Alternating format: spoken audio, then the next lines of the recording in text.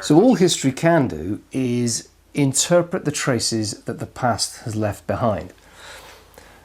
But what are these traces? Before the historians can even begin to interpret the traces of the past, somebody else's interpretation has already taken place.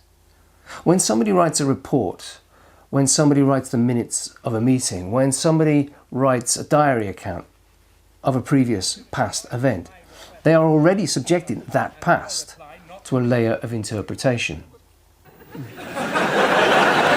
It is characteristic of all committee discussions and decisions that every member has a vivid recollection of them, and that every member's recollection of them differs violently from every other member's recollection. Consequently, we accept the convention that the official decisions are those and only those which have been officially recorded in the minutes by the officials, from which it emerges with an elegant inevitability that any decision which has been officially reached will have been officially recorded in the minutes by the officials, and any decision which is not recorded in the minutes has not been officially reached, even if one or more members believe they can recollect it. So in this particular case, if the decision had been officially reached, it would have been officially recorded in the minutes by the officials, and it isn't, so it wasn't. There is a great example of this in E.H. Carr's seminal study, What is History?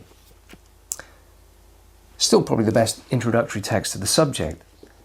Carr describes, in the book, an archive of primary documents left by Weimar Germany's foreign minister, Gustav Stresemann. In it there are hundreds of diplomatic conversations, the primary evidence of a series of meetings that had taken place.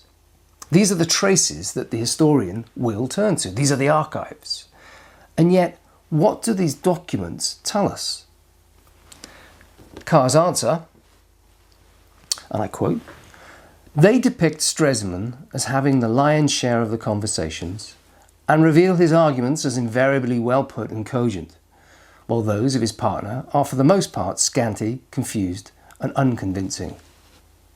This is a familiar characteristic of all diplomatic conversations.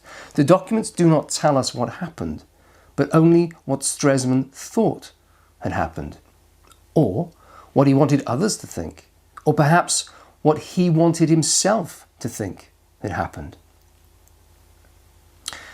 Now this last sentence is, I think, the most powerful.